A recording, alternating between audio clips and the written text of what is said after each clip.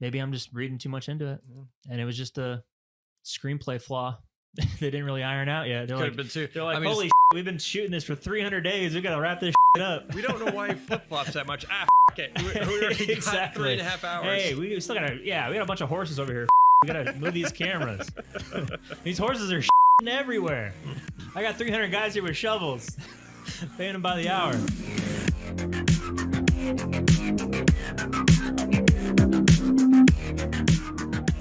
Welcome to A Cast with No Name. We are your hosts. I'm Jay. And I'm Matt.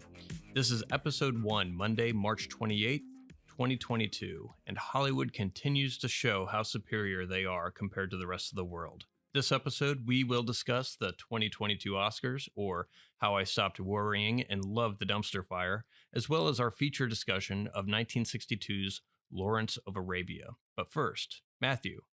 Jay. Have you seen anything good? Yes, I have. Awesome. What have you watched? Well, before we start talking, let's just say this right off the bat. Spoilers. Yes. Okay. I'm not going to say it again. Good. Okay. Awesome. So I watched Scream 4 and Scream, the 2022 edition Scream, not the 1996 version. Okay. Yep. Big fan of the original trilogy. Mm-hmm. I like Scream a lot. I thought it was clever, new, scary, which horror movies nowadays aren't necessarily crazy scary anymore like they used to be. Could be because I was younger and more impressionable, or it could be that horror movies just aren't scary anymore. What do you think, Jay? I've never been a fan of horror movies. Yeah, I do like suspense, like Silence of the Lambs, like Zodiac, like those like kind of more suspense. Yes, movies. I love those.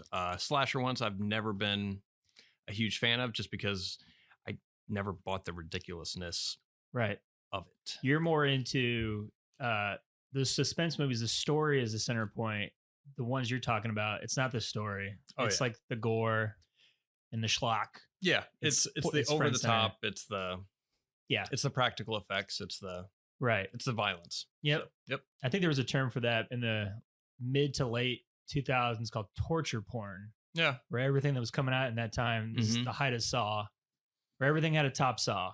Everything that was coming out was top and saw. Yep. Like, balls are being chopped off, and this excuse me, this doesn't have, it has that element in there, but it doesn't, that's not the front, it's not the centerpiece of why they're making the movie. A lot of the reason why Scream is interesting to me is because it definitely tries to be meta, where it's very self-aware of itself, and it's taking a shit on the current day, present day, like Hollywood horror. Yeah, the tropes and cliches that they typically use. Right. Yep. So Scream 4 centered around remakes. That came out in 2011, Scream 4, and everything during that period, everything horror that came out, it was a remake of anything that came out in the 70s or the 60s or the 80s. So Amityville Horror, 13 Ghosts, House on a Haunted Hill, Friday the 13th, Halloween, everything was just getting remade. So they took a shit on that, for Scream 4, which was, it had its good parts, its funny parts, but it's not scary really. It's a victim of its own monster. Yeah. In that movie, it's too meta. Okay. Way too meta. And it gets kind of like, all right, I get it. So it was so self-aware, it was no longer a horror film. It was a parody. Yeah. Yep. So like a parody. And then it went to Scary Movie, which is a parody of exactly. Scream. It was, that's a good way to describe it. It was in between Scary Movie and Scream. That's where Scream 4 resides, like that little area there. Okay. And I know it's trying to be self-aware, but I want a little bit of realism in horror too, just a little bit. And the killer in that movie ends up being Emma Roberts, who's this 105-pound, 5'0" sweetheart that throughout the movie is just throwing dudes over her shoulder and splitting them in half. And physics do not exist in this dojo. Right. So then you're like, so that I watched that, and then I watched the new Scream remake, or they call it a requel. Okay. Again, they're taking a shit on not only present day horror, but present day movies in general. Okay. Where you take an old franchise and you insert new characters, but you connect them to the old characters. Okay. The old, like someone like Star Wars is a perfect example of a requel. Yep. Ghostbusters, Answer the Call. Everything that's coming out.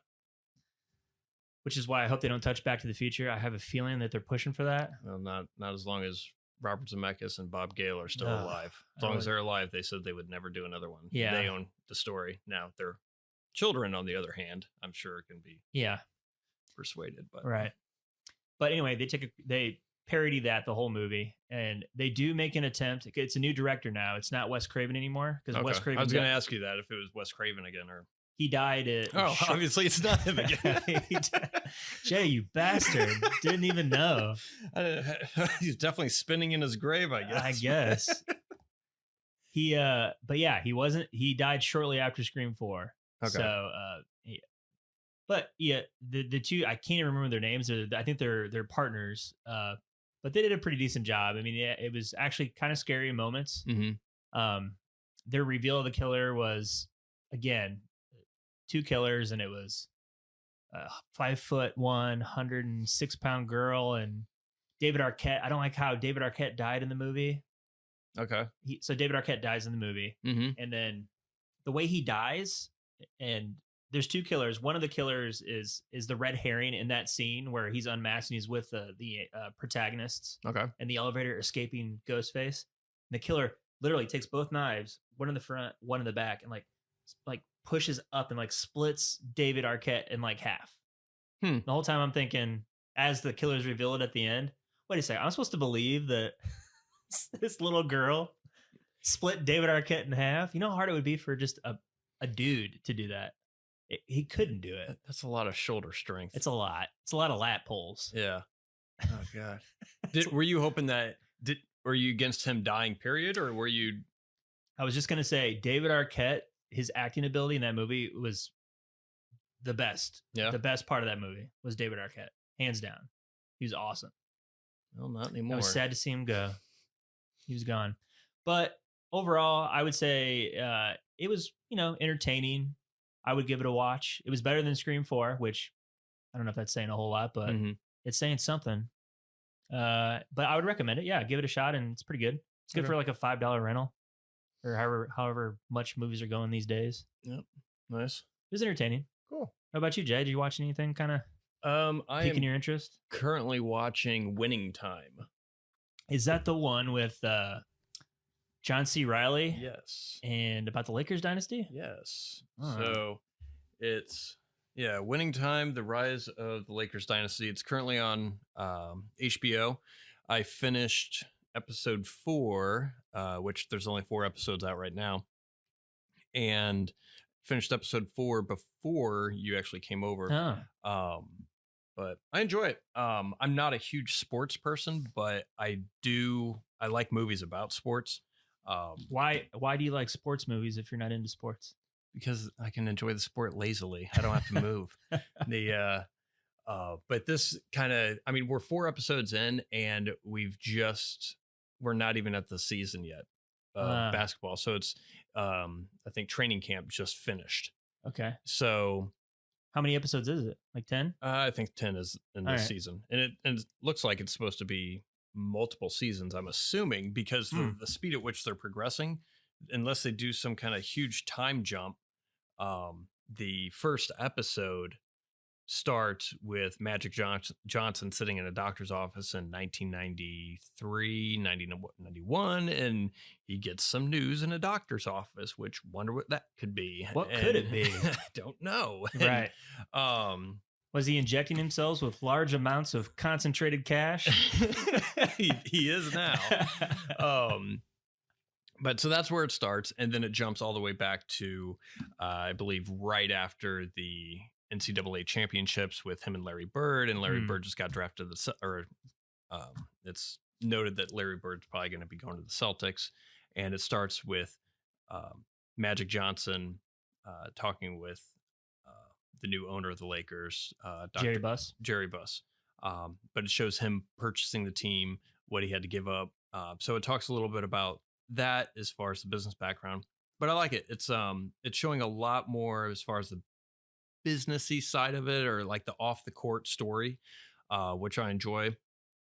So it's focusing more on off the court stuff For now, yeah. Okay. So it's not like a basketball porn to where it's just dudes playing basketball all Right. the time. It's more about the characters, Okay. and more about the front office as opposed to. I mean, yeah, it does have some players as characters, but other than Magic Johnson, right now, there's not really. I mean, it's mainly Dr. Buss and his front office staff, his daughter, his mother, and So it's not centered around Magic Johnson uh, particularly. nah. I mean, he is one of the main characters in the story, but it just hasn't delved into on the Right. court playing. Well, you're only on yet. episode 4. Yeah, correct. Okay. So once the season starts, I'm sure it's going to be more during game Yeah. stuff. But Who plays Larry Bird? Do you know? I do not. He's Unknown? only in, I think, like a minute or two. I don't Oh, even he's know if not they even that showed long. him. I don't know if they showed him with archive footage or not, because there's it probably is an actor, but the way they present it, it's cut like a very late 70s style presentation. So they use a lot of heavy film grain filters over the footage, so it looks like dated footage, like someone was walking around with a camcorder or film, a 16 millimeter film camera at the time. But I enjoy the presentation of it. They'll pull you out somewhat because they do break a lot of fourth wall.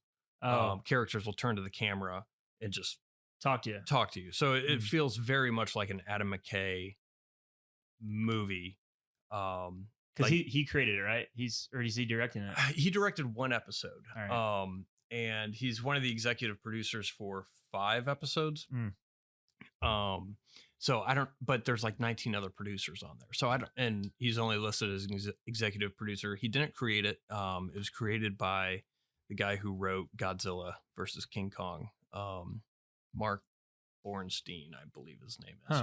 But you feel that kind of style that he had, at least with Don't Look Up, right? And like Vice and yep.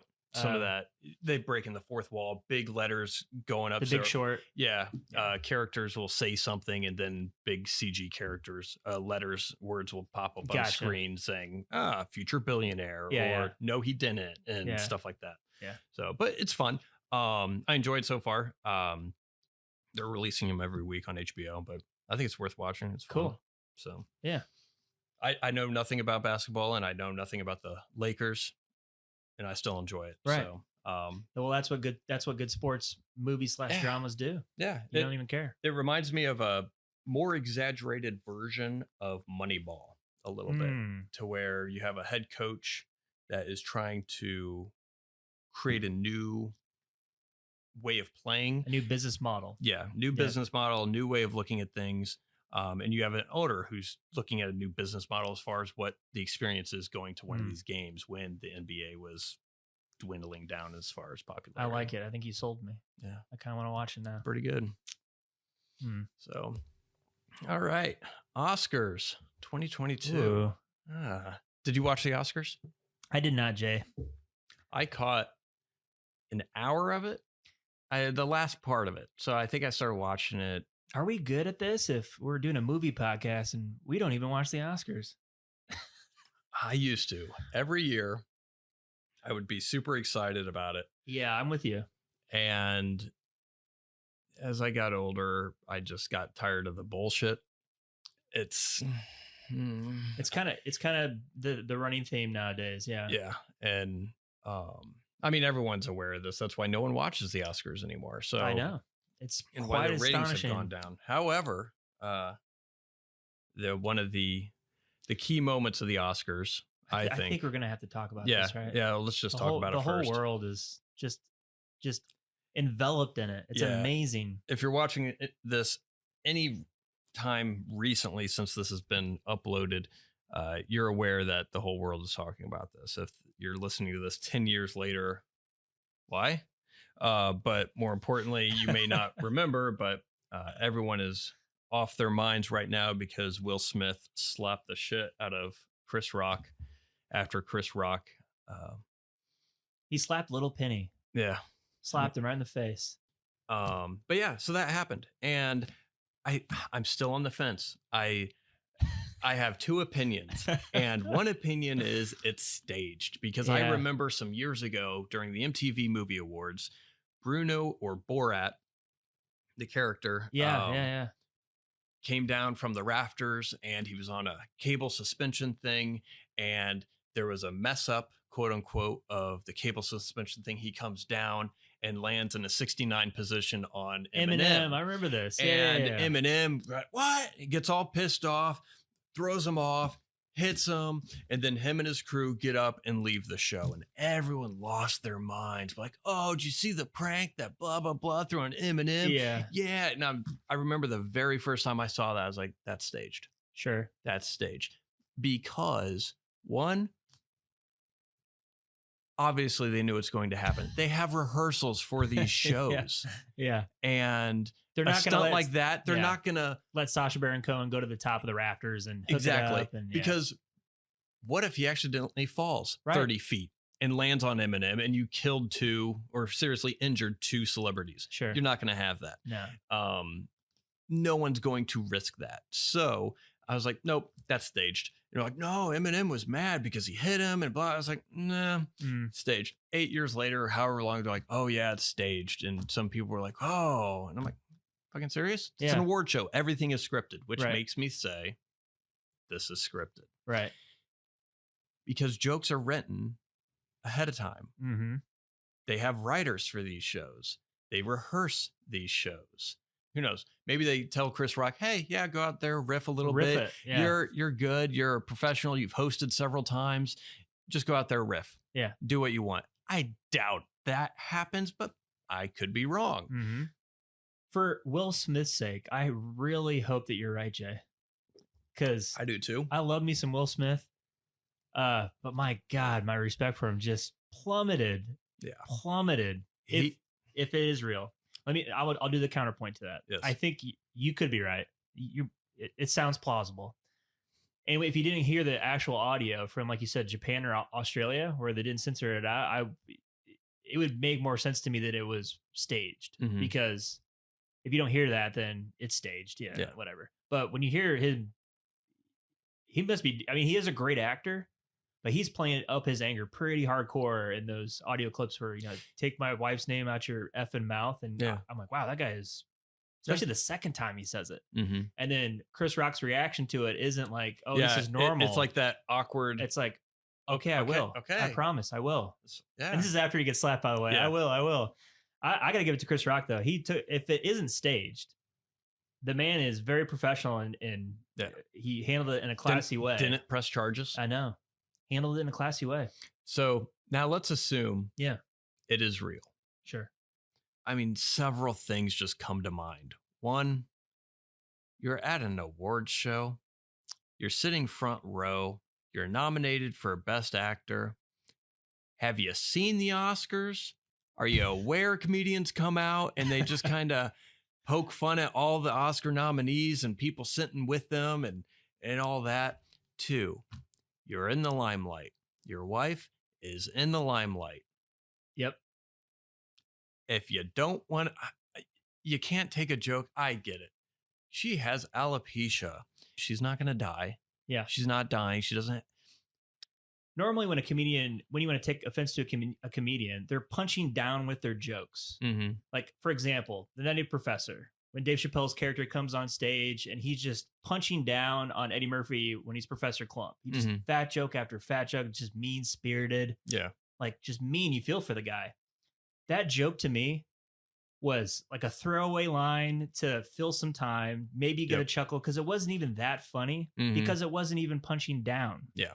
G.I. Jane, by the way, if anyone hasn't seen that movie, it stars Demi Moore, and it's about the first woman Navy SEAL to go through BUDS training. She's a badass, and she's hot in it, by the way. It's Demi Moore.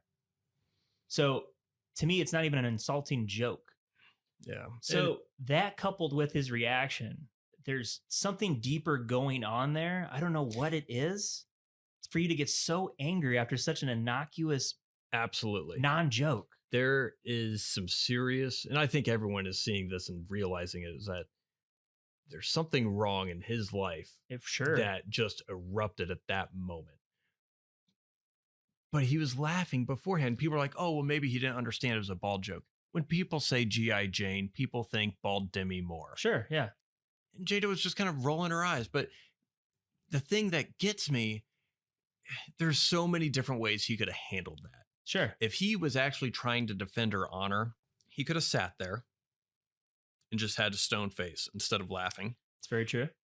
Good point. Any one of the 20 steps to 25 steps it took him to go from his seat to Chris Rock, he could have thought of something to say other than hitting him. Yeah. Any one of those 25 steps, he could have stopped and then went back to his chair and sat down. Said, what am I doing? Yeah. Anything would have been better than that. Yeah. I mean, when emotions are high, your intelligence is low. So, but it's not acceptable. I mean, for somebody, I lost respect for him if it is real. Yeah. And it was just a gross situation. But the simple fact that people are defending him are like, oh, he was defending his wife's bullshit. Yeah, I agree. Sticks and stones. Grow the fuck up. Fucking, did you go home in your house and cry yourself to sleep on your fucking money bed and like wipe away the tears away with your $100 bills and your Oscar? Did you snuggle up with that? Like, I would have kicked his ass out. I'm surprised it didn't. Knowing he would have won your 15 years of work, what you worked up for this whole time. You don't get that moment. You do not get that moment. Yeah. Good job. We'll send it to you in the mail. Peace. Done. That would have sent two messages. One, you don't fucking do that. Two, the Academy actually has standards. Hollywood in general has some kind of integrity because for the past 4 years, every single celebrity has been coming out saying, oh, all these people are just allowing these bad things to happen. Well, guess what? You had an entire stadium of people watching that go down, and not one person said fuck off. And then here's what makes it even worse, right? So his acceptance speech is the reason why I don't watch the Oscars anymore. I can't do it anymore. I'm going to have an uncontrolled fit of rage and violence, and then I want to be a vessel of love. No one can be that self-absorbed and narcissistic. Even in his speech, he said me and I 18 to 20 times. Mm-hmm.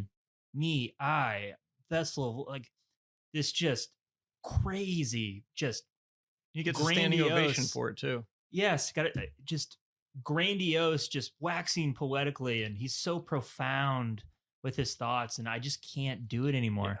Yeah. Every acceptance speech is like that, and that's not how it used to be. Mm-hmm. One example that comes to mind, which you don't like him, his name's Russell Crowe, when he won for Gladiator that year. By the way, Jay hates him some Russell Crowe. I does not like him. Hate him. But again, I'll always watch LA Confidential. That's a great movie. But his acceptance speech when he won Gladiator was like, that's one of those moments that you're like, okay, I love watching that because he talks about his grandfather. And then he caps it off with, if you're growing up in the suburbs of Auckland in the middle of nowhere and you're on the downside of advantage, just know that it's possible. Mm-hmm. Like, that's it right there. Yep. That's what you want to hear. Yeah. That's why people want to watch. Exactly. There's hope, right? You worked really hard to get where you are. The stars aligned. You made something special that people like to watch. And then you just, you talk about that. Yeah, it's feel-good moments. You were watching a culmination of years and decades of work. Right. And people achieving their dreams. Yeah.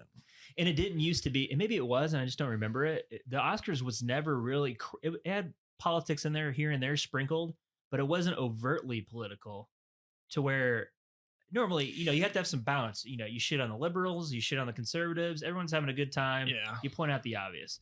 Now it's strictly shitting on conservatives, and it's political in nature, like aggressively political. Yeah. And I don't enjoy that anymore. And I don't know, I've never watched I've watched him for years, but I don't know if it's just because when I was younger, I'd watch them and I just didn't pick up on it. I always kind of remember like whatever award they won, whatever their movie had to do with, they'd always say, oh, this is my new cause for a week. That's always been there a little bit. Yeah. Yeah. I don't know if it's always been there or not. So I do notice it has been drastically increasing in the past 10 years. For sure. Which could just be because the internet clips. People can rewatch all this stuff, and it's like, oh well, if I want to say my opinion, I can say it, and then it'll be replayed, and I can make a more of an impact. But those moments of genuine just humbleness and not thanking yourself or having profound revelations of how awesome you are and how deep you are. There's something grossly narcissistic about it that I just can't stand.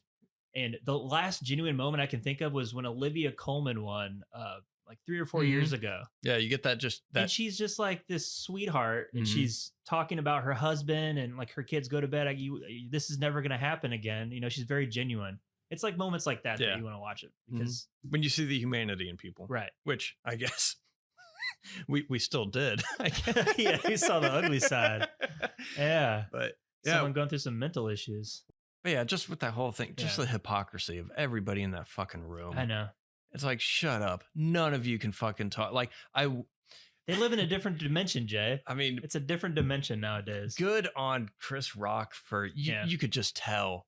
Yeah. There was probably 8 or 10 things that were just going through his head that he could have just said just to really fuck up his day. Oh yeah. I always had this suspicion that Oscars, the winners of the Oscars they're not voted for or won, they're cast. They cast the winners now.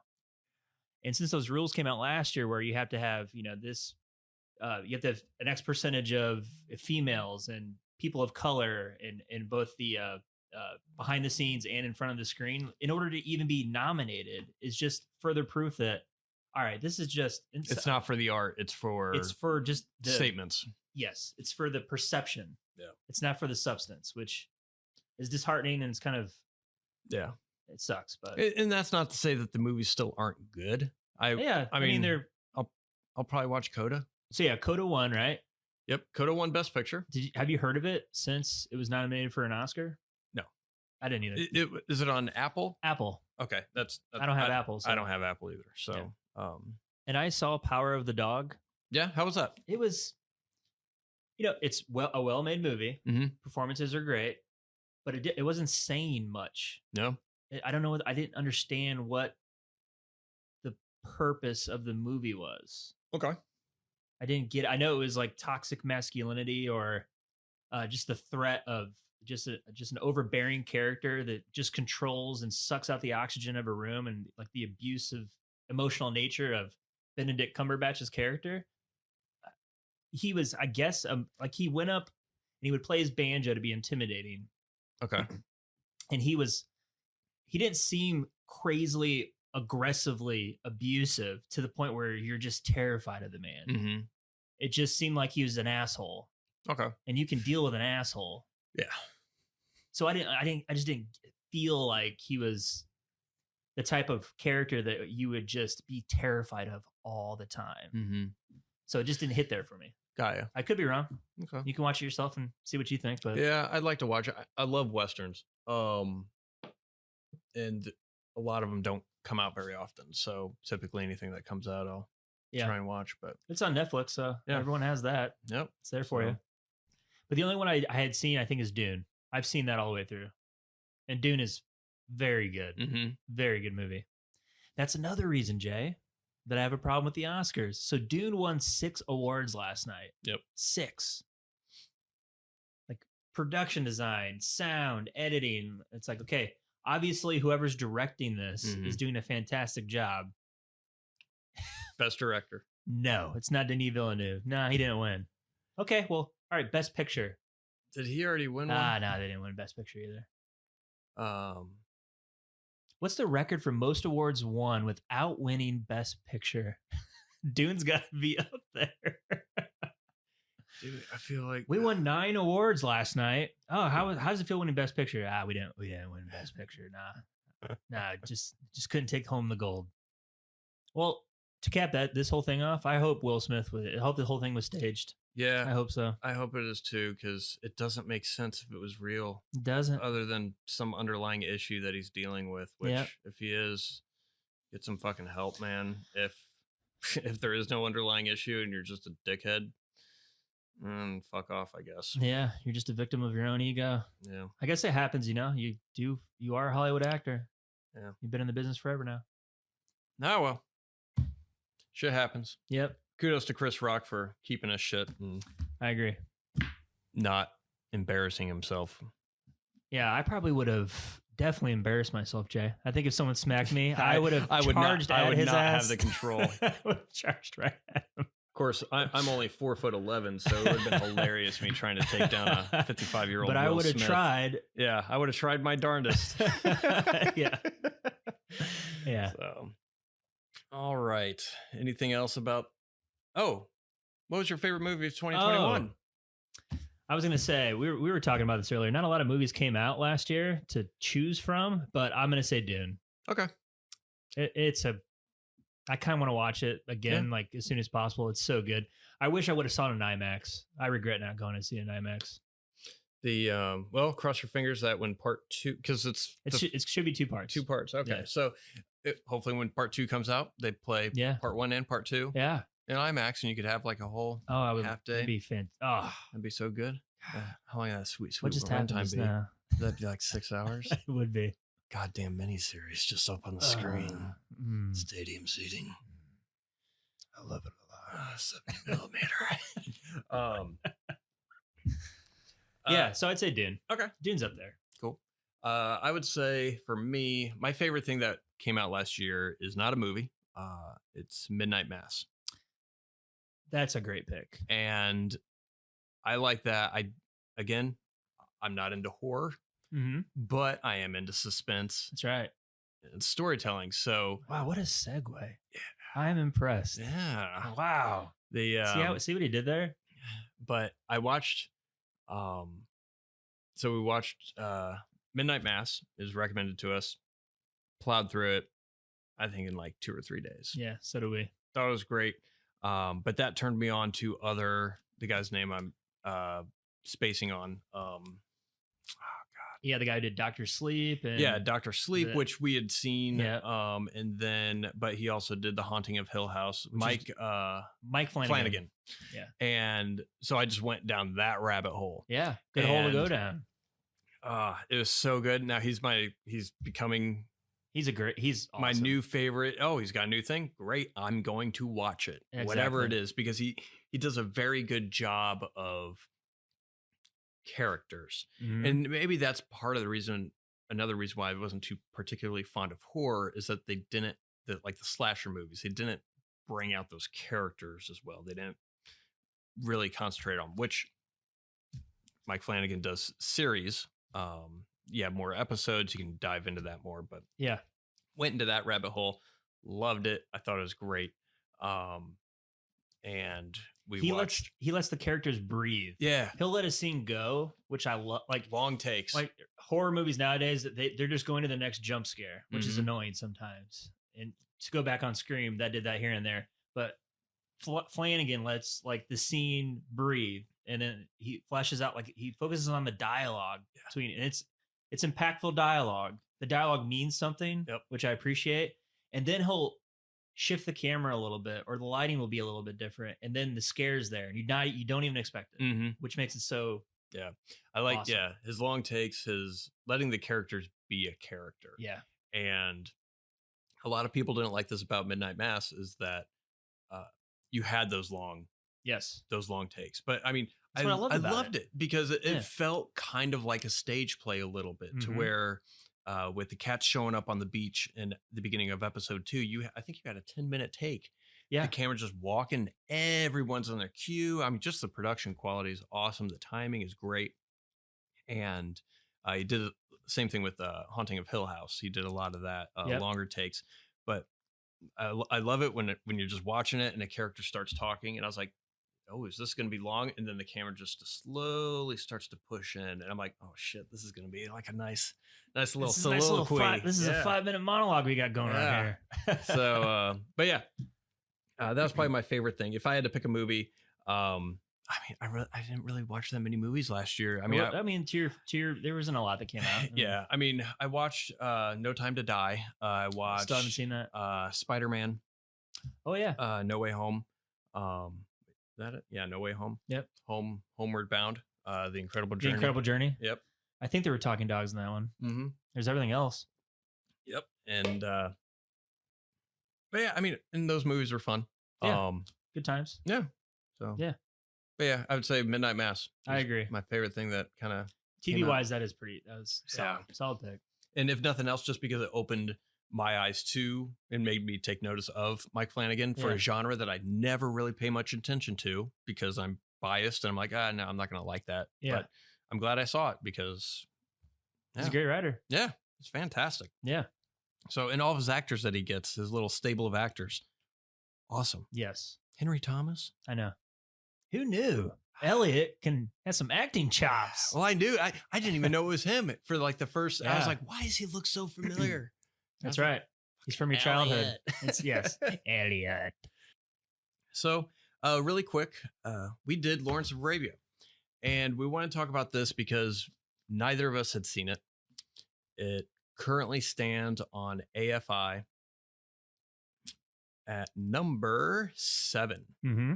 And IMDb top 250 movies, 94 with a rating of 8.3. So, but to give you guys a quick background, hopefully, if you guys are listening to this podcast, you're listening because you've seen Lawrence of Arabia and you're wondering what two assholes have to say about it. Right. Or you have a desire to watch Lawrence of Arabia. And wondering if you should spend the 228 minutes to watch Lawrence of Arabia. Nearly 4 hours long.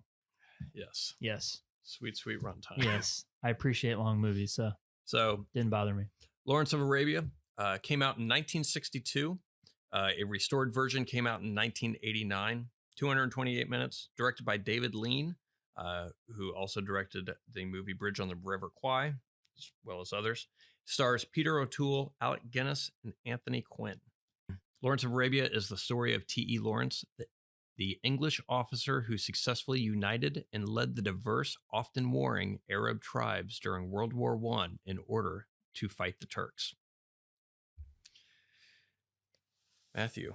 That is a good synopsis. Thank you. Yes. I've ripped it straight from IMDb. That's right. I spent all night on that thing. It took me all fucking night. Goddamn day.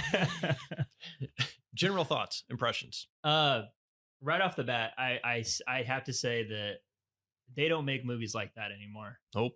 Not anymore. I was just, I'll just say it. I loved it. I thought it was a great movie. It just the way, and I say they don't make movies like that anymore, and we can get into it too, but just everything is on at location in the desert, and there's so many people, so many logistical nightmares that are just going into my head thinking, how the hell did they shoot that? One scene in particular, Lawrence is doing guerrilla warfare on the train tracks. There's a scene where they stop a train, and it's literally like a quarter mile of horses on a train. And then they all open the gates up and all the horses jump out and run across the desert. I'm like, how the fuck how do they organize that to do one shot? Because if they do take two, they have to get all those fucking horses back up and then do it all over again. That could take, we're not going to do that today, folks. We have to set it up again for tomorrow.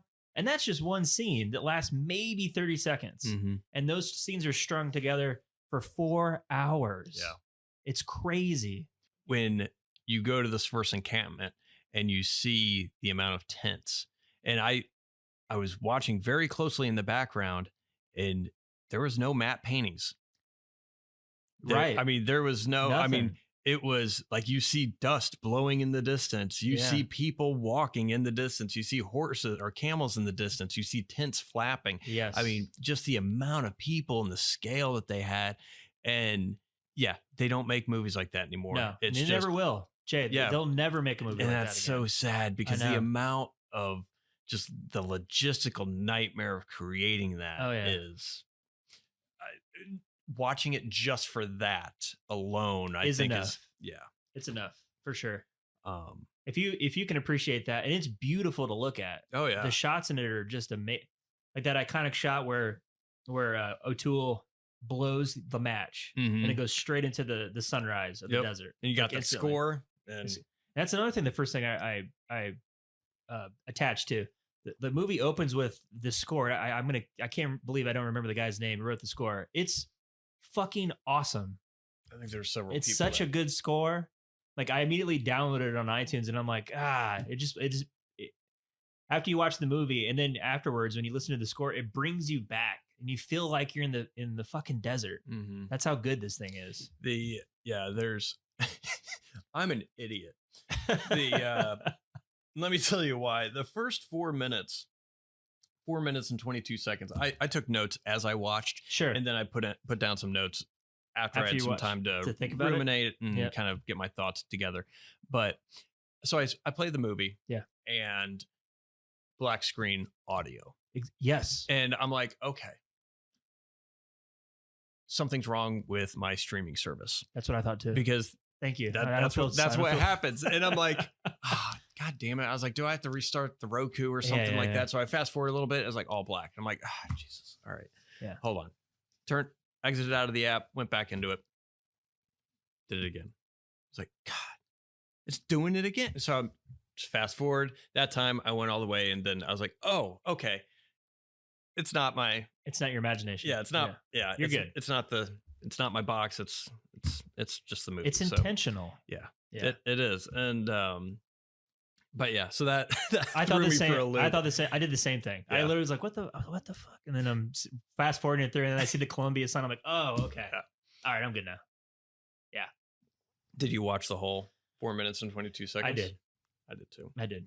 I'm a nerd, man. Yeah. And so still, this is not spoiler or anything, but there's also an intermission in this movie. Yes. Same thing, black screen music, which have you ever been to a movie theater where they had an intermission? I haven't yet. No. I've been to one, and it was Gettysburg when it came out in the early 90s. My father took my brother and I, and that when the big letters intermission happened, like that was the first thing I flashed back to, because I remember sitting in the theater, intermission coming up, and I was like, what does that mean?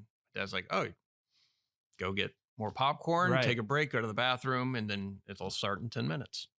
I was like, but made note of that just because I was like, I forgot about intermissions, but I've only experienced it once, but yeah. So you have 4 minutes of black screen, 4.5 minutes at the beginning, 4.5 minutes in the middle. And I was like, well, that's about 9 minutes. Yeah. Of runtime. So we can subtract that. So it's not actually, I mean, it's about 3 hours and 40 minutes. Yeah. So you can fast forward. You're just missing the score, but it kind of gets you in that. Listening to the score, at least the first 4 minutes, just kind of puts you in the mood. Yeah. Does a very good job of like just telling you what kind of story you're going to be watching. Yes. Just from the It's going to be epic. Yeah. Yes. That's what they want to get that epicness across. Mm-hmm. Definitely. And I got to say, first impression too, I know I understood immediately why this was like an all-time classic. When you're watching the movie, if you don't think Raiders of the Lost Ark or Spielberg, then you're just not a movie fan. I instantly thought this is like a scene out of Raiders of the Lost Ark. The way that the characters are like interacting with each other and how they're spaced apart, how the camera moves. I'm just like, this Spielberg like ripped this movie off when I'm watching Raiders of the Lost Ark now. I went into this movie not knowing as little about it as possible. Yeah. I was aware, because you'd mentioned that this is Spielberg's movie. Yeah. You can definitely get his flair for scale. Yes. Of why this is his favorite movie. Yes. Because even though this is an older movie, it's a little bit slower paced, but the scale, the epicness of it is what Spielberg, I think, was drawn to this movie, and then took with him with every single movie he made. Yeah. But I want to get into the details. Let's dive in. Do you recommend it? I do. Okay. You should watch it. I mean, at least watch it. It's really good. I'm not going to watch it probably more than I mean, once is enough. Maybe you put it on if it's like a comfort movie or something, but it's worth watching. Yeah. If it was honestly, if they were to re-release it to like IMAX or something, I would go see it. I would rewatch it. I would definitely do that in a theater. Definitely. Yeah. Oh yeah, definitely. It's definitely worth it. So let's dive into it. Yeah. So go watch it if you haven't seen it. If you have seen it, then hang with us and we'll continue to make fools out of ourselves. That's right. First, I'm going to preface this. I did not know this was based on a true story. You didn't? I didn't. I knew that. Now, listeners, you may be wondering, how the hell do you not know that it wasn't based on a true story? Like one of my friends said, you didn't know it wasn't based on a true story. I was like, no, because I grew up in America. And this is about a British officer 2 years during World War One. Yes, yeah. That didn't involve America. That's fair. And then they said, well, didn't you take world history? And I was like, yes, but we didn't concentrate 18 months in the Jordan Desert or wherever the fuck. Exactly. Yeah. So we didn't concentrate on the Arab Revolt when we talked about World War One. Yeah. So all my notes while I was watching this is in the guise of, I thought maybe this is a true story because it says in the description, it says about the British officer T.E. Lawrence. I was like, what? Is he a book character or it could have been a fictional book? I don't know. Oh, so you had that impression all the way up to starting it. Yes. Wow. Okay. I thought like you didn't know like when we finished talking about it last week. It was you didn't know until the moment you were going to start watching it. I didn't know until after I finished watching it because then I started going through trivia and I was like, oh shit, oh god, this guy's a real person. I was like, oh fuck, all right, yeah, I'm a dummy. So anyways, but the openings when Lawrence is taken from the map room and he's told, okay, you're going to go to this village or this encampment and you're going to be talking to the prince. On his way there, he has a guide with him. And one thing that I noticed and that I really liked that they did a very good job was the sense of exposure and lack of cover. I mean, obviously from the sun, but there's nowhere to hide. When they stopped at the well and he ran into Sharif Ali approaches and shoots his guide. Because he was drinking out of his well, his clan's well. Yeah. That whole scene, you just see somebody off in the distance coming. There's nowhere to go. Where are you gonna go? It's one of the best scenes in the movie, and it's so good, very good. It reminded me of like The Good, the Bad, and the Ugly, where again, I don't know if this is older movies or we were just talking about Midnight Mass and how it takes its time. Mm-hmm. It's literally a giant mirage shot of the guy coming towards them they're drinking from the well. And it's just cuts back to them and they're just standing there like, you're right. Where do we go? Yeah. Can't go anywhere. We're like, well, I guess we got to wait and see what happens. Let's hope it's just one guy. Yeah. That's what I was thinking. I was waiting for like a bunch of horses to come behind him, but it was just one guy, but great shot. Mm-hmm. Yeah. But I like that sense as far as, and I didn't know if that was going to be a running theme. That's why I made a note of it to where I didn't know if it was just going to be sense of exposure as far as like, there's nowhere to go. Yeah. Because you're traveling this whole time, but if you have any kind of conflict or if there's there's nowhere to go. Yeah. Kind of a thing. So, but I noticed that I felt that, that's definitely a running theme in it, though, especially when they're crossing the desert. Mm-hmm. And there's nowhere to go. If you're going to do this, you go, and that's that. So the first thing I noticed that I really liked as far as story was, so Lawrence dies in a motorcycle accident to start the movie. He's going down the winding roads of like the English countryside or whatever, and he crashes and dies. Mm-hmm. So obviously, okay, this guy's reckless. They're trying to like say, oh, this guy's just a reckless character. And then at his funeral, you don't know it at the time that you're watching it, but it's people throughout the story that Lawrence has interacted with, and then this reporter's asking like, hey, I heard you served with Lawrence in the war. What was he like? And one guy's like, he was an amazing person. Wonderful officer, great leader. And then when they leave, he's like, and he's also like a serious exhibitionist. Yes, an uninhibited exhibitionist or whatever. Mm-hmm. And then one guy even interrupts another guy and says, I can't believe you said that about him. He's an honorable man. Yeah, I had the privilege of shaking his hand. See, when I finished the movie, I went back and watched that beginning scene because I wanted to see who was saying those things. Yes. Because now that I knew who those characters were, I was like, oh, okay. Yes. All right. But it sets it up so that you as an audience are thinking, well, what is he? Yeah. Is he a good person? Is he a good guy? I thought they did perfect setting that up. So then you figure it out as an audience. What do you think of the guy as you're watching the movie? Yeah. And what do you think of the guy? That's the thing, Jay. I don't know. And I was confused. And the movie kind of ended like, I was like, it just ended. Yeah. The movie doesn't. it does a very good job of just presenting this guy as a guy. Yeah. Um, I'm gonna be honest. Like when I was watching the whole movie, I was watching it. I was like, oh, nice, pretty shots. There was nothing really like hitting me emotionally there. Even throughout the whole movie, there was nothing really emotional there, except when he went back, when he had to execute the person that he saved, Yeah. and um, he was back at the British headquarters, and he's like, no, I don't want to go out there. And they're like, why? He's like, well, I had to execute somebody. And they're like, well, yeah, it's just one of the things that you got to do. You got to get over it. And he said, well, no, I liked it. Yeah. And I was like, that I did not expect him to say that. Yeah. But then he gets bloodthirsty. He's kind of an asshole, but yeah. I didn't really know. I mean, was he a hero?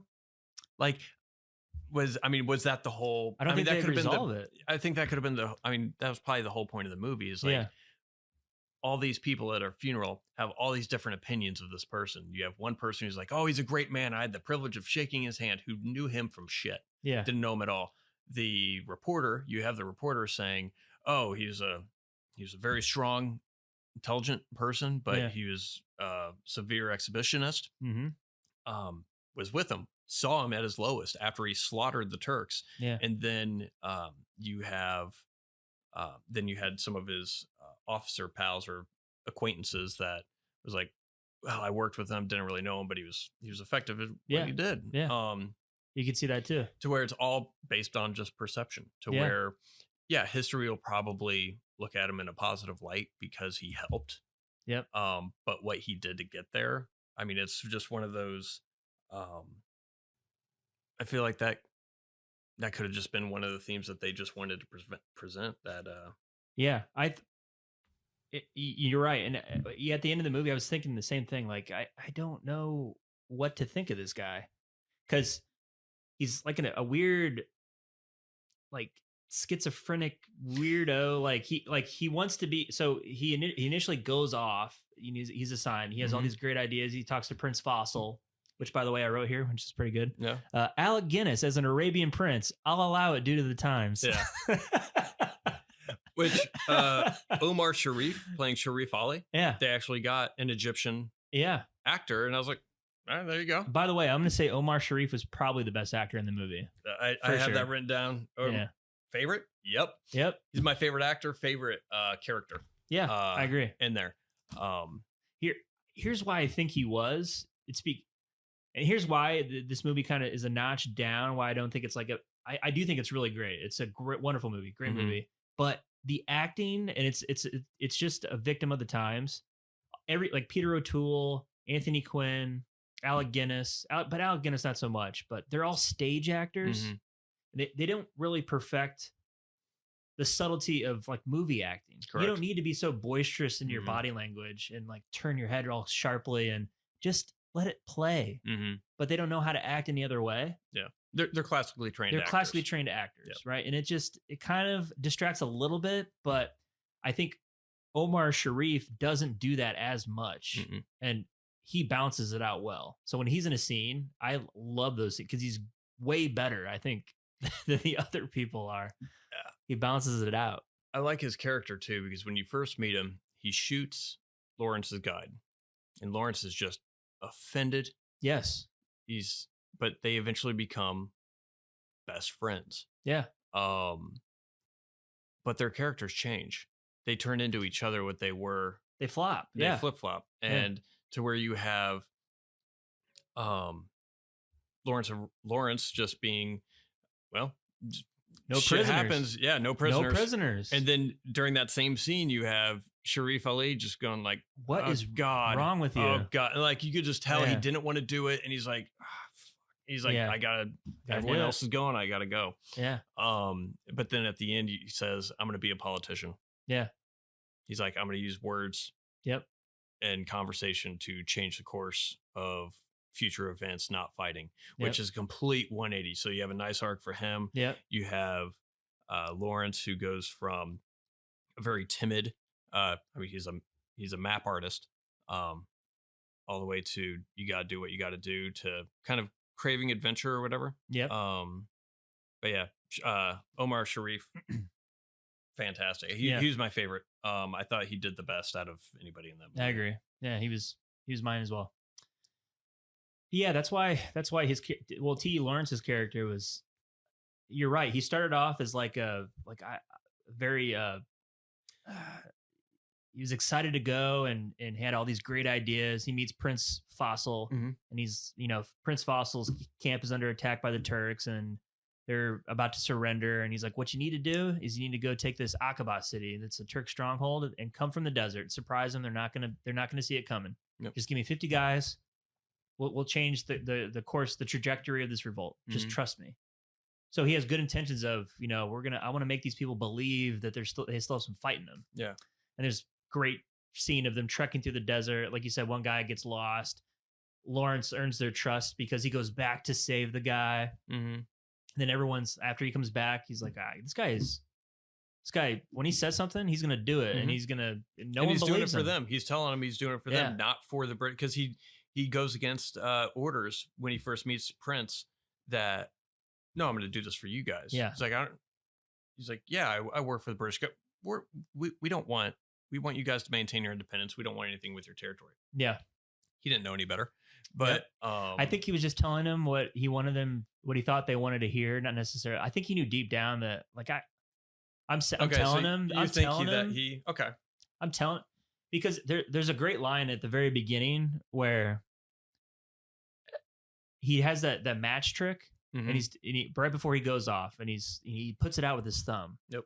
And it's not even an illusion. He's like, "How did you do that?" Like the officer's like, "How did you even do that? Like it hurts. Like I just tried it." And he says, which is a great line, "The trick is not minding it hurts." So that line is like, this guy. So he's intentionally making these people think that he's doing something magical, when in reality he knows that. Behind the scenes, like there's some reality here that these guys don't know about right now. And and now that you bring that line up, that makes me wonder if he was just always that person. So when he's like, the trick is not minding it hurts, when he says no, he doesn't want to do it. He's going to slaughter some people. Like he knows that that's the turning point of his character. It's the point of no return. I would even argue that the point that, like you said, that the one scene where you were emotional, where that you had some emotional heft, was when he had to execute the guy that he just saved. He just saved, but he knew. And he said he enjoyed it. Right. And he said he enjoyed it. Which makes me think, is it a control thing for him? Because he goes to get that guy, he saves him because everyone tells him not to. Like, don't. He's already dead. It's written. I see what you're saying here. Go on. And he's like, what? Yeah. So he goes back, picks him up, saves him, brings it back, and he says, it's not written. So I made a note to where it was like, he enjoys the execution. Is it because he enjoys the control, writing his own destiny? Yeah. And so that's kind of what I got out of his character, because again, I'm making these notes, didn't know it was a true story. So I have, here's some current culture for you guys, to where I made a note, the Gazim rescue. I was like, thank God for the blonde, blue-eyed savior. Reason for I was like, is there a reason for the obvious blonde hair, blue-eyed guy? I was like, could you get anybody that was more white? So there's even a line in there that says, your eyes are blue. Yeah.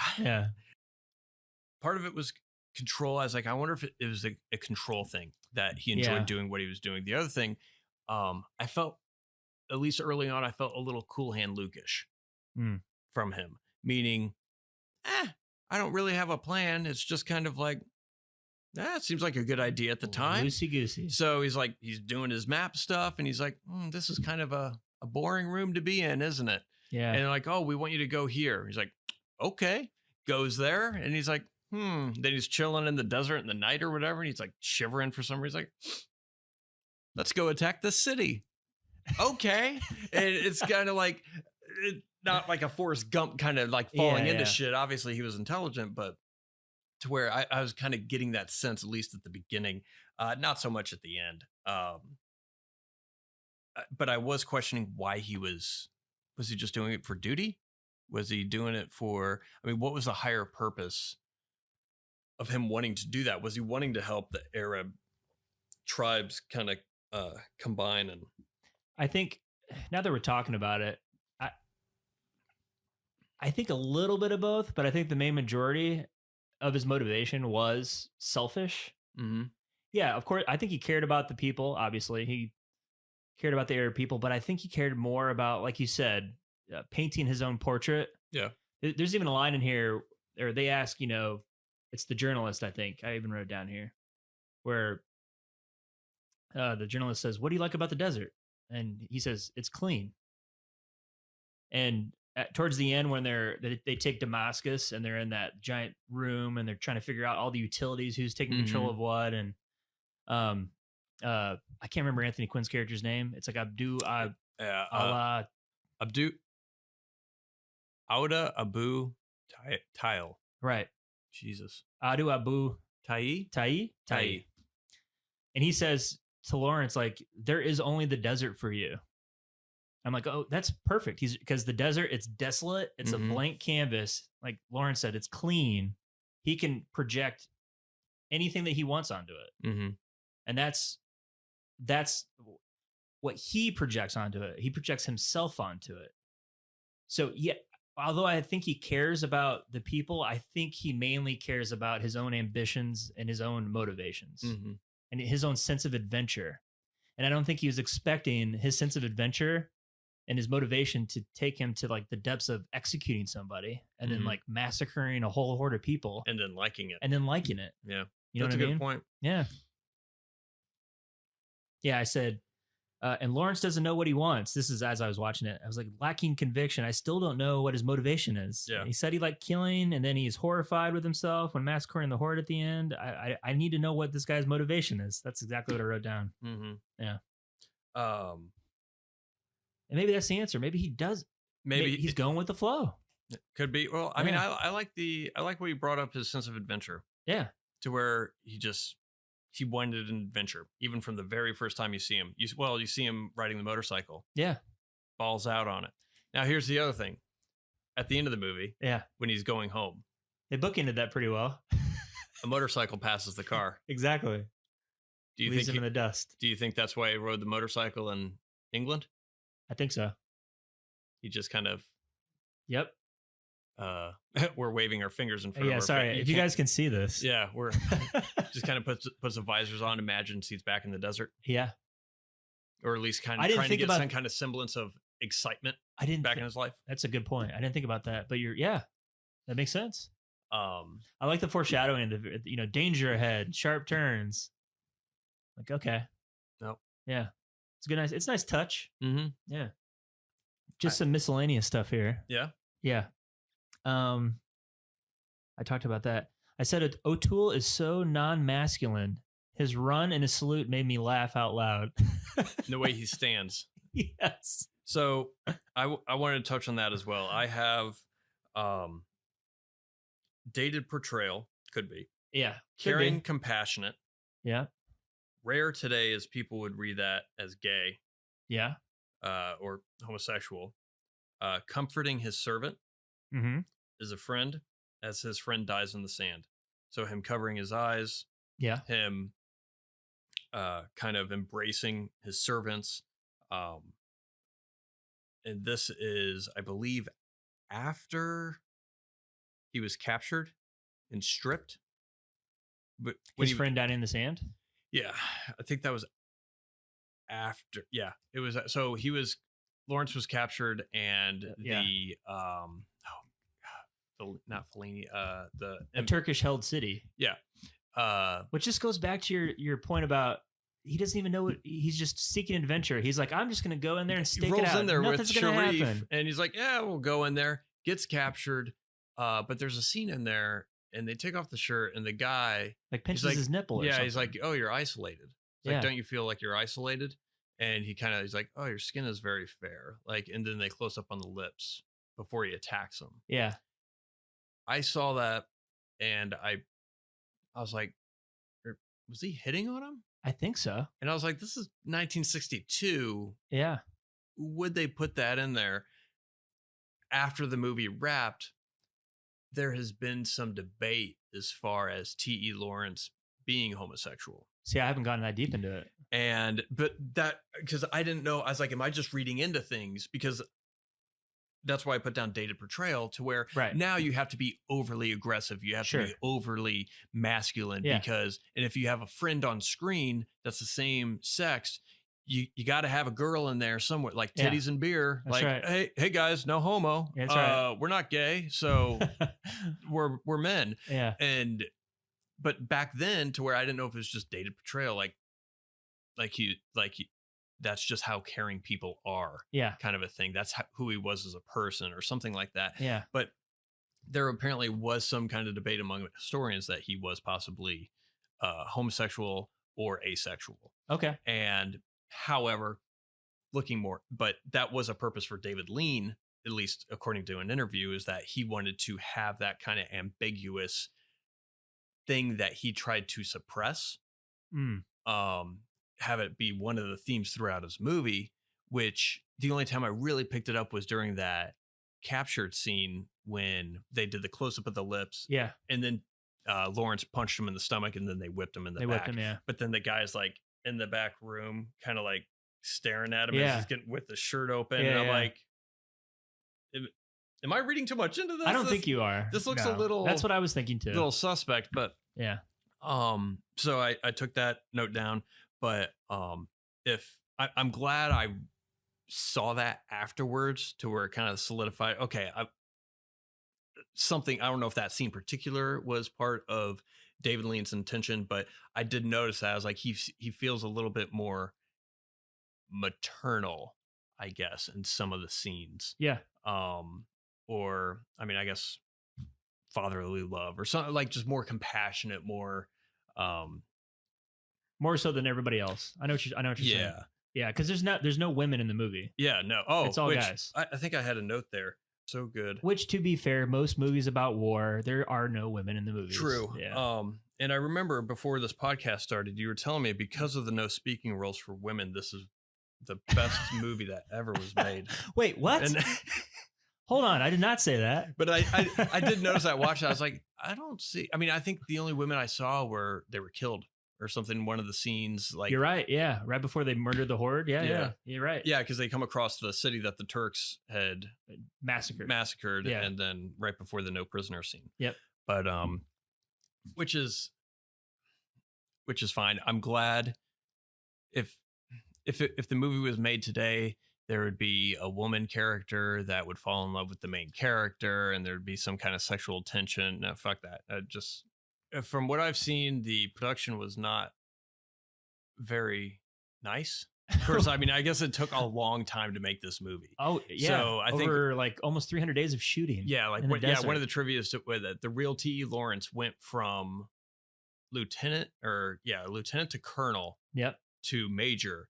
Lieutenant to major to colonel. Okay, yeah. Yeah, sorry. And oh no, you're fine. In less time than it took him to shoot this movie. So that's an awesome bit of trivia there.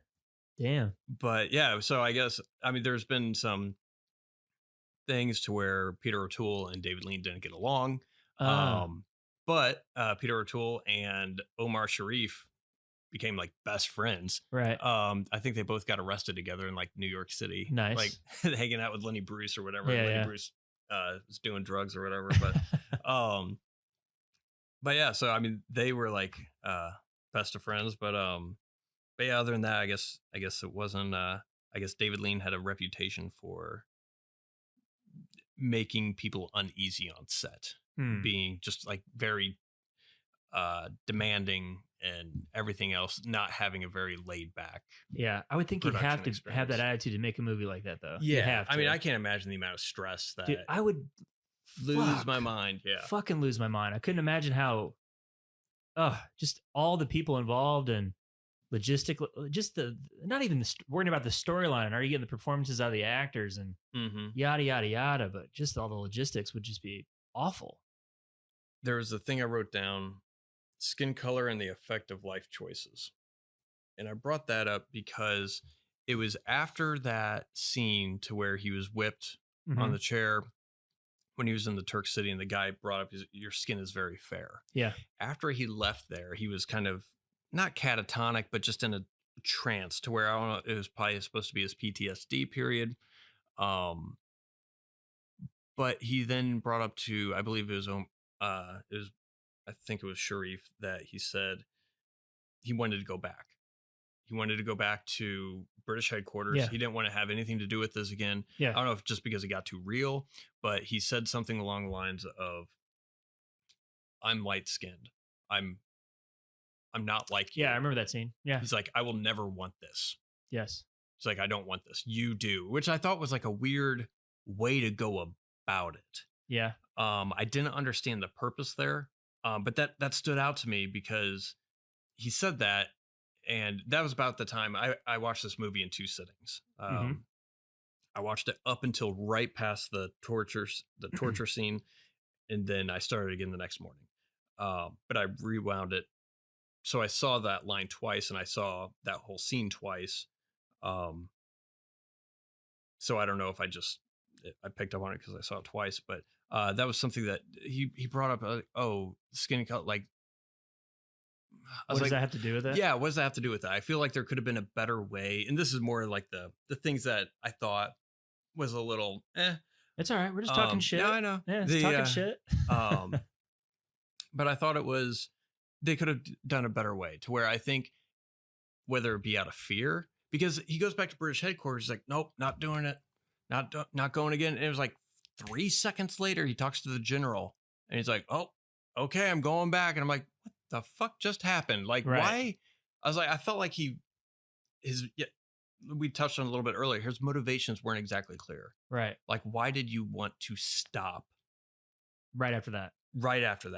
And why did you want to go back so quickly? Right. That I thought could have been handled a little bit differently. Well, now that I think about it, you're right. Because before the torture scene, he murdered the guy that he just saved from the desert. Like, that's pretty horrifying. Yeah. They raided Aqaba. Lots of people died. He's a part of that. So he's been a part of horrifying things where people have died, and he never wanted to leave back to, Britain, or back to the encampment in Egypt, or wherever they were stationed. But as soon as he gets tortured and he has that, I don't know, the sexual encounter, you might even say the peck, the peck squeeze, where he gets very angry about it, and then he instantly wants to leave. So I don't know if there's some sort of subtle below the some sort of subcontext and that could be it too, to where I don't know, in that situation maybe he is too comfortable, maybe, and wanted to, I don't know, maybe I'm just reading too much into it, and it was just a screenplay flaw they didn't really iron out yet. They're like, holy shit, we've been shooting this for 300 days. We got to wrap this shit up. We don't know why he flip-flops that much. Fuck it. We already exactly. got 3.5 hours. Hey, we still got to, we got a bunch of horses over here. Fuck, we got to move these cameras. These horses are shitting everywhere. There's so much shit. I got 300 guys here with shovels. Paying them by the hour.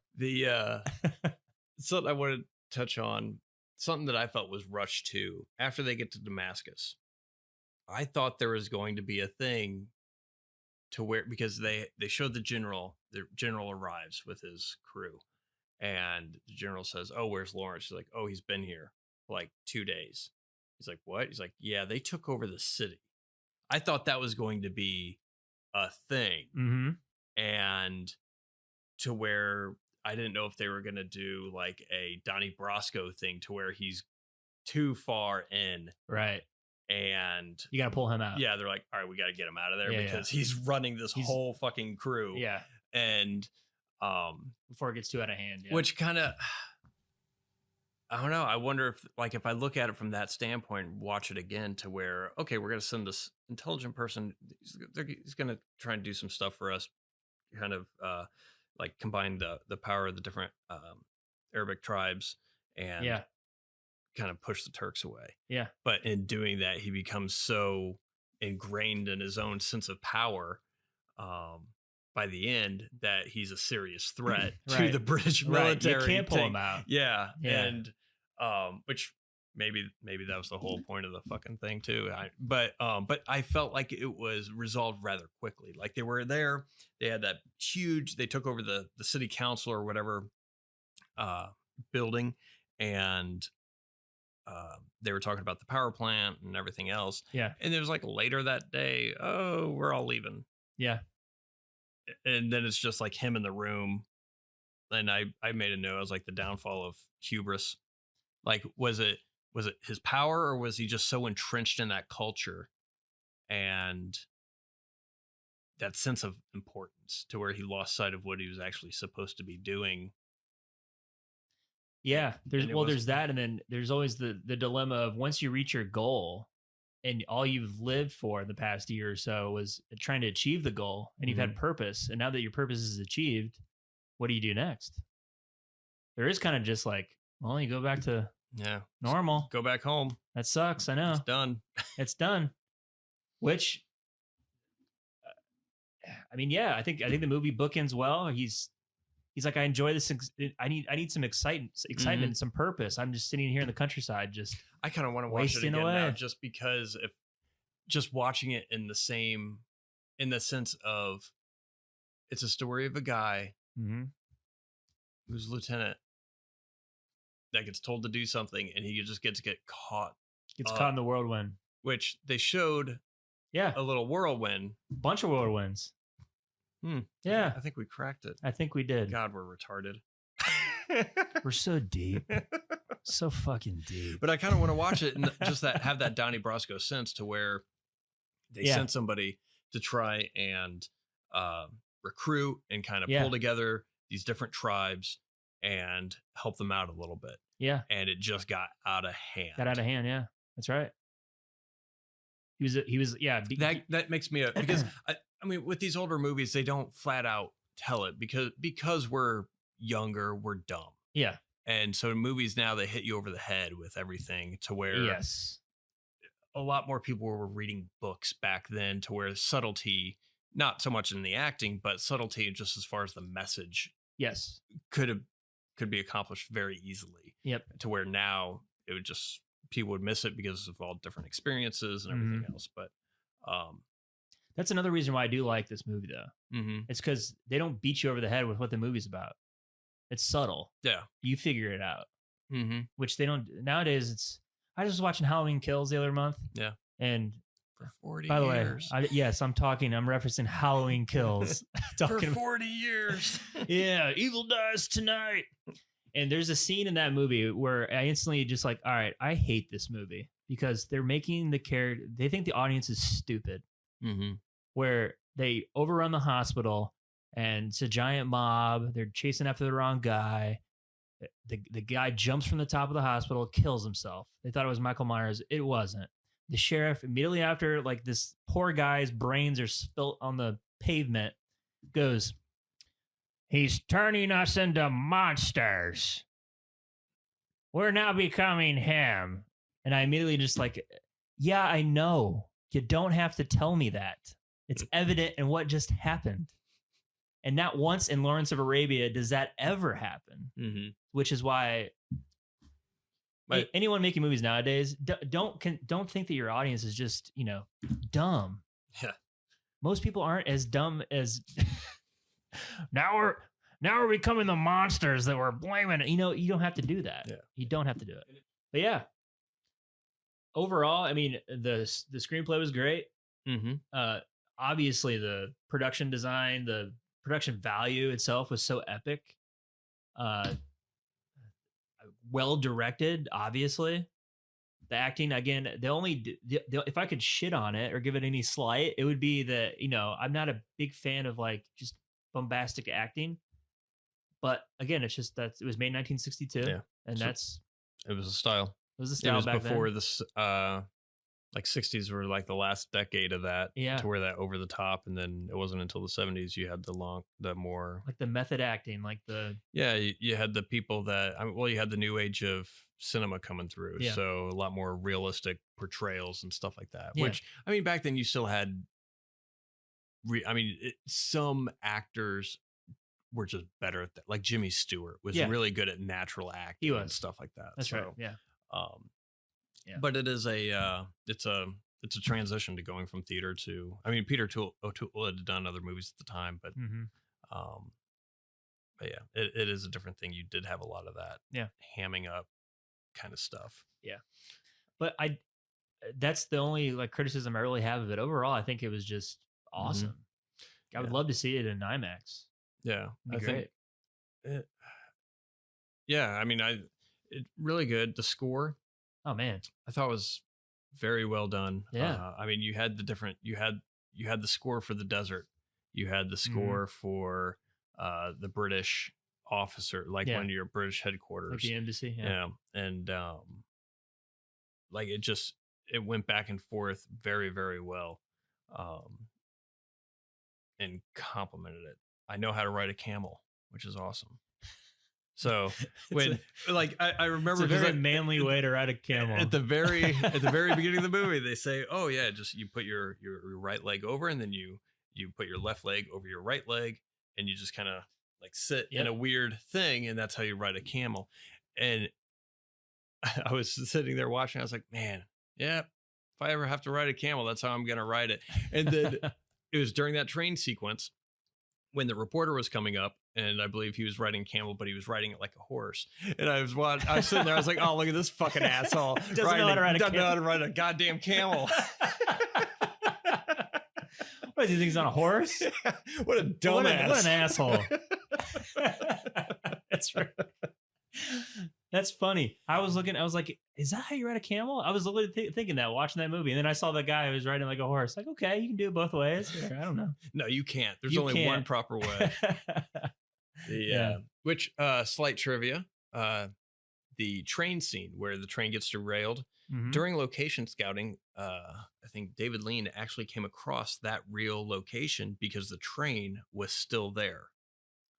No shit. Yeah. And I believe it was in Jordan, but the train didn't have any kind of rust on it whatsoever because it was just sitting in the sun for Really? since it happened, for 40, 50 Yeah, there wouldn't be years. any rust on it. Yeah. There's no water around. Oh.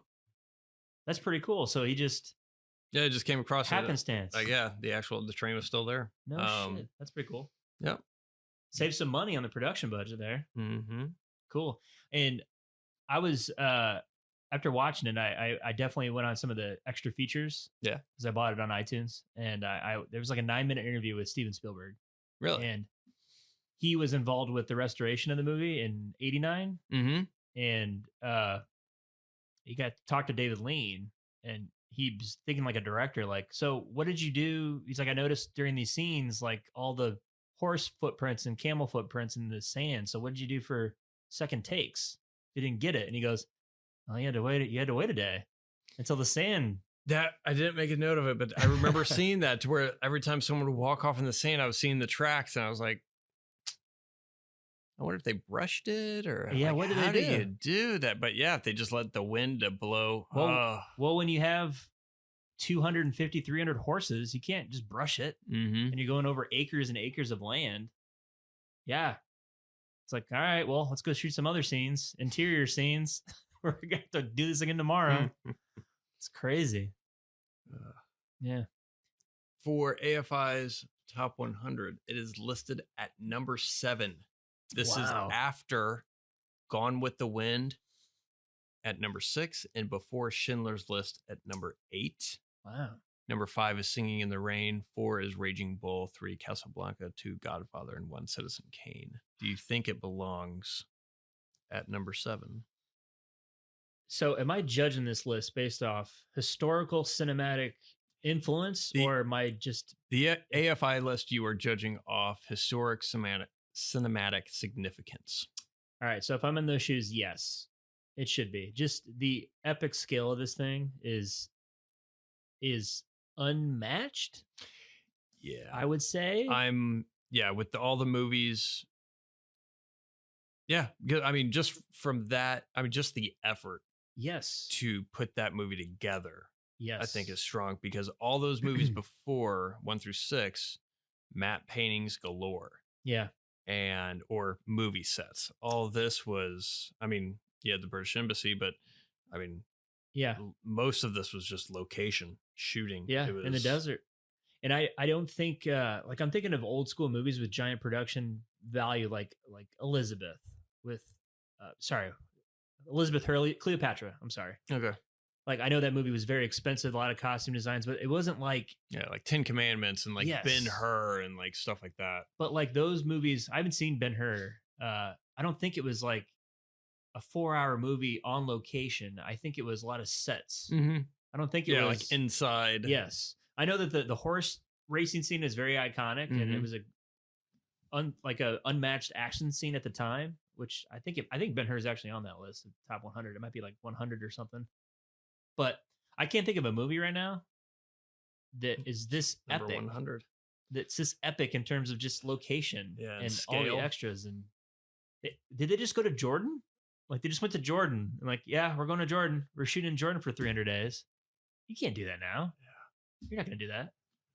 Yeah. What actor would be like, I can't wait to go to Jordan for 300 days and be in the hot sun? And well, they originally wanted Marlon Brando for Peter O'Toole's role, but he turned it down because he was going to have to sign a 7-year contract to be in this movie. Okay. And he didn't want to do that. So Peter O'Toole, which this was, I think, probably his breakout thing, was like, yeah, I'll sign it. Right. Okay. There he is. There he goes. What do you think, Jay? You think it should be in the top 10? I mean, yeah. Yeah. If you're seeing it through the lens of historical, like significance and stuff like that. I mean, just sheer magnitude of effort that was required, and it's still coming out good. Yeah. I mean, the characters are there. There's character growth. There's a lot of walking. But you're taken in by the scenery though. Yeah. I mean, you see how large the area is. It gives you this sense of distance and this sense. Now, one thing I will say, it maybe didn't give you like a sense of time. I felt it was missed on the sense of time, to where if someone said, oh, this took this place of this span like 6 years, I'm like, yeah, I could probably see that. Yeah. But it didn't. It was like 2 years. Yep. But still, it gave you a sense that, okay, this was a very long period of time. I didn't get the sense of 2 years. I kind of got the sense maybe longer. Yeah, I did too. Just because I didn't like, they would talk about weeks or days before they can get to a camp or something like that. But then sometimes, so it would go quick. Yep. And then other times it kind of seemed to take longer. But like he would go from being captured in prison in a Turkish like held city, and then he'd be in the embassy in the next scene. It's like, well, yeah, you got there like the embassy's like 800 miles to the west. Yep. It's going to take him some time to get there. Yeah. Yeah. So that's the only thing, is like the sense of time. I think, but no, I mean, top 100. Yeah. I wouldn't say no, but yeah, just for the sheer sense of scale. Yeah. But no, I mean, I think it deserves to be on there. Just with us talking about it, I kind of want to watch Lawrence of Arabia coming from that. Yeah. Because they make mention, is like, oh, is he gone native? Yeah. And watching it in that sense, like, oh, you're going to see a guy just lose himself as a person and see that kind of growth or whatever. Yeah. It wouldn't be boring to watch it again, because now that you talk about it, you dissect it a little bit, you're going to view it in a different light. Yeah. Like, okay, and the characters, exactly. And then you can pick up on subtleties maybe that you didn't pick up on, because it's a 4-hour movie. You're watching for the first time. All you're trying to do basically is, okay, what are they doing right now? What's the motivation behind it? It's like the very primal motivations. You're not getting down to the nitty gritty of the details of every little constructed scene or anything. Yeah. And yeah, I'll probably have to buy it. I wish it's not on Criterion, so I know that, Yeah. but I got to find a publisher that has a lot Yeah. of bonus features on there. Because I refuse to go digital. Well, but yeah, until I can digitize my collection, I just don't want to have to buy all my shit again. I know. I feel you. Like I feel like a dumbass every time I buy an iTunes movie. I'm like, I have that. I have it in Blu-ray. Why did I just buy that? I do it all the time. Convenience. Yeah. Click it on. Listeners, we're talking to you. The one person listening to this. If you know how to create a product where I could put in a Blu-ray or a DVD, extract that information, but it puts it into a file or an interface where I have bonus features. I have title animations for the menus. I have all that. So pretty much all the good stuff. Digitized Blu-ray but I can just put in my movies I already own and have it on a server and then add more to it. Get on that. Yeah, get on that and tell Jay. Yeah, sell to me for $5. I want my $5. But no, I think it. I like it on there. I kind of want to watch it. I gotta buy it. I rented it on Amazon. So if it does come out on IMAX or if it's released on a big screen again, I would go watch it again. Yeah. I would watch it. Oh yeah. Yeah. I think it's whenever that does happen. I think it's good. Slightly dated in some spots, but I don't even notice it really. You get over it pretty quick. I mean, just it's cool to see a movie of that again. The scale is just you're just not going to see. It's not. They're not going to make a movie like that again. It's not going to happen. And it's sad. It's sad. It makes you bummed. I mean, Christopher Nolan's probably the closest one like that Dunkirk. That does that giant scale. But even Dunkirk's not like Lawrence of Arabia. That's like it's pretty incredible. Honestly, now that I think about it, it's never going to happen again. Yeah. Top 250, IMDb. It is listed at 94. Right behind Citizen Kane at 93. Do I think it deserves to be at 94? Or do I think it deserves to be in the top 50? Yeah, 94 or top 50. 250, sorry. Oh, top two. I would say Lawrence of Arabia is one in my top 250 favorite movies. Yeah. I could say it makes that list. Yeah. I don't know about 94. That's pretty high up there, but is it rewatchable like right away? No. Yeah, see, that's the thing. Like, are you judging it based on technical merit or are you judging it based on watchability? Because, and I'm kind of in the moment talking about it where I'm like, all right, yeah, the screenplay's better than I thought, talking you through it, like the characters developed well. The only thing that I have a critique on is the acting, but I can get past that. Everything else is good. Yeah. I mean, if a movie's rewatchable, does that increase? I mean, this is kind of going into a different subject as far as how you rank movies, but there are some people I know and that I've spoken with, and it's probably more common than I realize, but some people don't. Once they watch a movie, they don't watch it again. Yeah.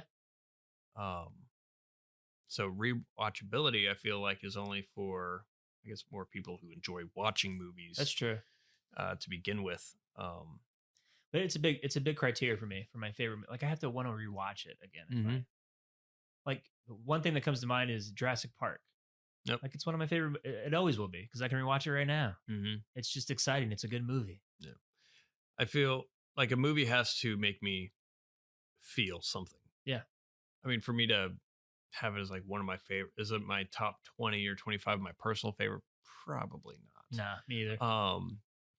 But just because that's a sense of I need to feel something, whether like joy or like sadness. And we didn't grow up with it. There's no nostalgia factor with Lawrence of Arabia. Yeah, we're looking at this with fresh eyes. Yeah, but I understand why it's so influential and why it's so revered. I get it, and I could see a lot of like Spielberg era. Oh yeah, directors. I mean, they were growing. They grew were up with 10. It. They had nostalgia for it. They probably saw it and were like, probably 10 or 12. Holy shit. It was probably their Jurassic Park. Exactly. The first time you see T-Rex in Jurassic Park. Their Star Wars or something. Right. To where, yeah. Nope. Yeah. So I get it. Yeah. But yeah, I mean, yeah, I just didn't. The emotional connection wasn't there for me. Maybe because of the over the top acting, something wasn't a little wasn't bit. real.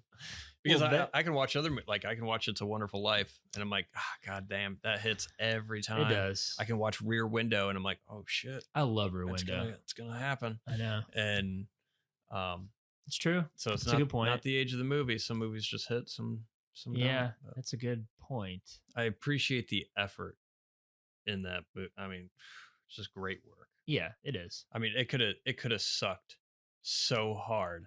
It could have been a chore to watch this fucking thing. And it could have been a bunch of, like, they get back from the desert and they're like, oh God. It's like, what did we do? Exactly. What an awful, awful idea. So, all right. Anything more? No, I think we did. I think we dissected it pretty good. Yeah. Yeah. Beat the shit out of it. Yeah, we did. Slapped it like Chris Rock. So many memes out of that. What a douche. I know. It sucks. Oh well. Don't meet your heroes. I know. They'll disappoint you every time. Yeah. Well, Jay, what's on the docket for next time we meet and chat up? We will be talking about our top 5 directors. As well as the virtues of not taking yourself too seriously, especially if you make your living dressing up and playing make-believe on camera. So, but no, yes. Yeah, we'll be talking about our top 5 directors. Yes. Cool. Lots to talk about. Living or dead? Or we do both? Both? Yeah, okay. Let's do both. Yeah, because you probably have a couple of directors that are dead. I think most of mine are. I don't know, though. I had to think about it. I haven't really thought about it. Maybe. I don't know. We'll see. All right. Think about it. Cool. Yeah, Jay. All right. Good talk. Yeah. Yep. Talk to you later. Yeah. Bye. Bye. Hang up the phone. We need to come up with a sign off. I know. Bye. Bye. I love you. I love you. I love you. Love you.